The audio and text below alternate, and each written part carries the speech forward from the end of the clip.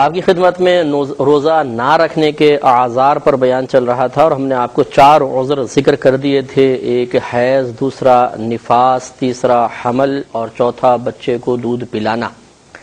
لیکن حیض اور نفاس میں تو بغیر شرط کے، مطلب ان میں کوئی شرط نہیں ہے، یہ تو اگر عذر ہوں گے تو روزہ چھوڑا جا سکتا ہے. لیکن حمل اور دودھ پلانے کے مسئلے میں ہم نے کچھ شرائط عرض کی تھی، ان کا لحاظ رکھا جائے. اس کے بعد اگلا جو عذر ہے وہ مرض ہے کہ بعض اوقات مرض کی وجہ سے بھی روزہ چھوڑنے کی اجازت ہوتی ہے. لیکن جس مرض کی وجہ سے روزہ چھوڑنے کی اجازت ہے اس مرض کا ثبوت 3 طریقوں میں سے کسی ایک سے ہونا ضروری ہے. نمبر 1، کسی خوف خدا رکھنے والے ماہر ڈاکٹر نے یہ کہا ہو کہ اگر آپ روزہ رکھیں گے تو بیمار پڑ جائیں گے، یا بیمار ہیں تو بیماری زیادہ ہو جائے گی، بڑھ جائے گی، یا آپ دیر میں تندرست ہوں گے. ایسی صورت میں بالکل روزہ چھوڑا جا سکتا ہے. لیکن ڈاکٹر کے بارے میں نے عرض کیا، ایک تو ماہر ڈاکٹر، لہذا یہ نہیں کہ گلی محلے میں کسی سے مشورہ کیا اور اس نے آپ کو کہہ دیا تو ہم اس پر عمل کر ڈالیں. اور اسی طرح کچھ خوف خدا بھی رکھتا ہو، ایسی کوئی ظاہری علامت بھی ہو. بعض اوقات تو نزلے میں بھی کہہ دیا جاتا ہے کہ جی آپ روزہ چھوڑ دیجئے. چھوٹی چھوٹی یعنی بیماریوں میں کہہ دیا جاتا ہے. ایسی بیماریاں عذر نہیں ہوتی.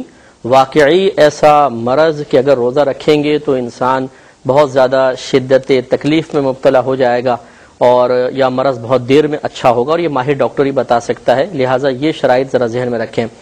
دوسرا، یا پھر سابقہ زندگی کا تجربہ ہو کہ مثلا پچھلے سالوں میں یا کوئی نفلی روزے کے دوران ایسا ہوا تھا کہ یہی مرض تھا اور نفلی روزہ رکھا، یا پچھلے رمضان کا روزہ رکھا تھا تو بیماری بڑھ گئی تھی، بہت تکلیف شروع ہو گئی تھی، تو سابقہ زندگی کا تجربہ بھی اس کے لیے کافی ہو سکتا ہے.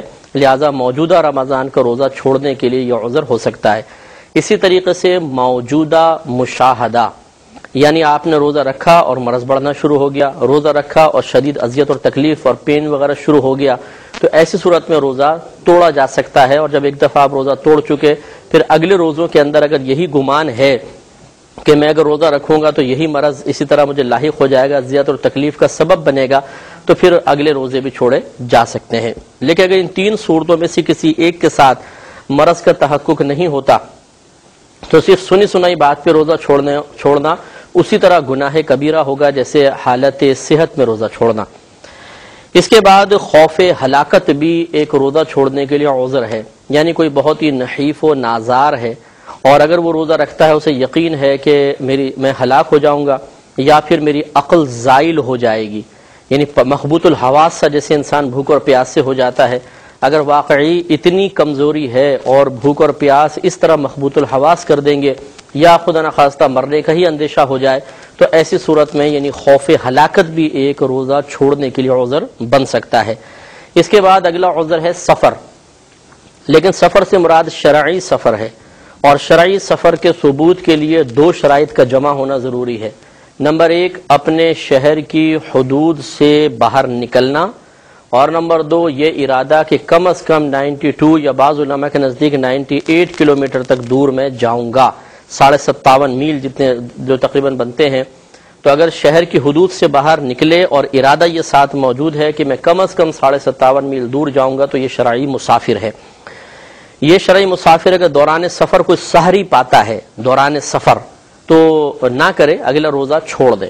لیکن ایسا نہیں ہے کہ مثال کے طور پہ ابھی جیسے میں گھر پر ہوں اور رات میں گھر پر ہی ہوں گا، سحری کا ٹائم گھر پر مل گیا، لیکن میں سوچتا ہوں کل میں نے سفر کرنا ہے، مثلا 2 بجے فلائٹ ہے، 3 بجے ہے، یا بس سے جانا ہے، ٹرین سے جانا ہے، تو چلو ابھی میں سحری نہیں کرتا ہوں تاکہ کل کا سفر آسانی سے کٹ جائے. تو یاد رکھیں کہ یہ سفر اس روزے کے چھوڑنے کے لیے عذر نہیں ہوگا. خلاصہ کلام یہ کہ ایک تو سفر شرعی ہو اور دوسرا اس سفر کے دوران سحری ملی ہو، تو اس سحری کے جو اگلا روزہ ہوگا وہ چھوڑنا جائز ہے. چاہے تو رکھنا بلکہ افضل ہے، اور اگر چھوڑے تو بالکل گناہگار نہیں ہوں گے، چاہے آپ کو سفر میں مشقت محسوس ہو رہی ہو چاہے نہ ہو رہی ہو. یہ نہیں کہ اگر آپ ہوائی جہاز میں سفر کر رہے ہیں تو کوئی یہ دلیل دینے کی کوشش کرے کہ یہ تو اصل علت تو مشقت ہے، اور اس میں تو مشقت نہیں ہے، آپ جہاز میں سفر کر رہے ہیں، ایئر کنڈیشن میں بیٹھے ہیں، آرام دہ کرسیاں ہیں، تو اب آپ کو روزہ رکھنا چاہیے. نہیں، شریعت نے سفر کو علت قرار دیا ہے، مشقت کو نہیں. لہذا سفر کے دوران انسان روزہ چھوڑ سکتا ہے. آج کے پہلے کالر منتظر ہیں.